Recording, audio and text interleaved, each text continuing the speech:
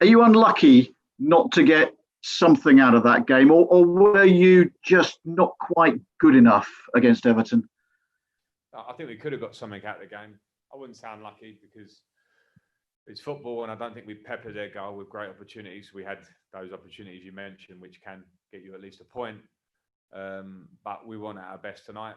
We've been on a really good run, and we knew what was coming with Everton, the physicality of the game, the early parts of the game. We didn't deal with that well. And once you go 1-0, you give yourself a problem and you give them something to hang on to. And the game went like that, and we didn't show enough at that point to break them down, I don't think. As far as the penalty was concerned, was it an uncharacteristic mistake from Edouard Mendy?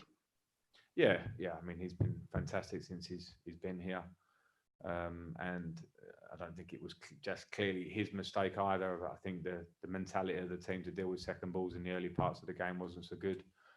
And this is a stadium, this is a team well organised, wanted to stop us playing. And when you give them that head start, then it's very difficult. And as I say, we didn't quite do enough then. I don't think we necessarily deserved to lose the game in terms of those couple of chances you mentioned. But if we're honest with ourselves, it wasn't the us of recently.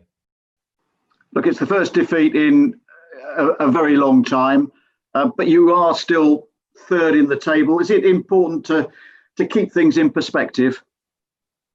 Yeah, well, it might be for everyone else. It's never been that way for me. I keep reading how we have the strongest squad in the league. I don't understand it because squads around us, the teams that have won titles in the last 3 or 4 years, that have got players littered through their squads that have, wingers that are scoring 30 goals a year, strikers that are scoring 20, 30 goals a year on year, people that have won Champions League and won leagues.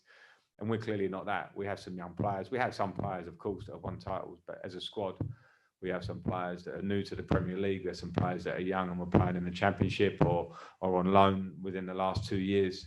So we are in a position where we're a work in progress, and nights like tonight may happen. I don't like them, but that's the challenge for us, is to make sure that we bounce back very strong. And let's see for Tuesday. Thank you, Frank. Safe journey back. Thank you.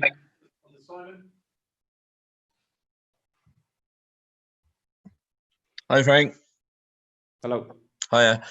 How much did you miss the wide players, the injured wide players? How hard a call was it to leave Pulisic out? Was it close? And I think you've already intimated you hope that Tuesday's in mind, but how hard was it to leave him out for such a game as this?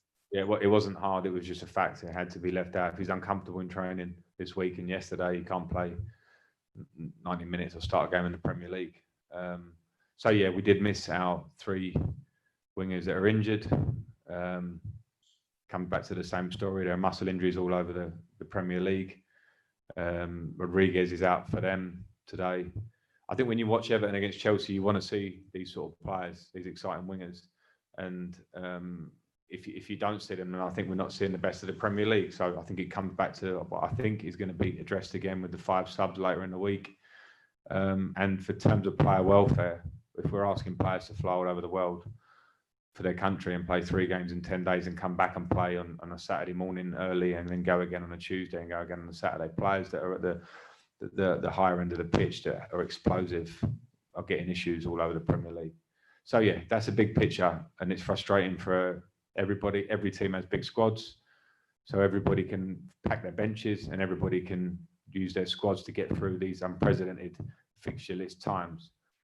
Did we miss the wide players today? Yeah, we did, because they're big players for us. Let's do a couple of questions for Monday, starting with Nizar.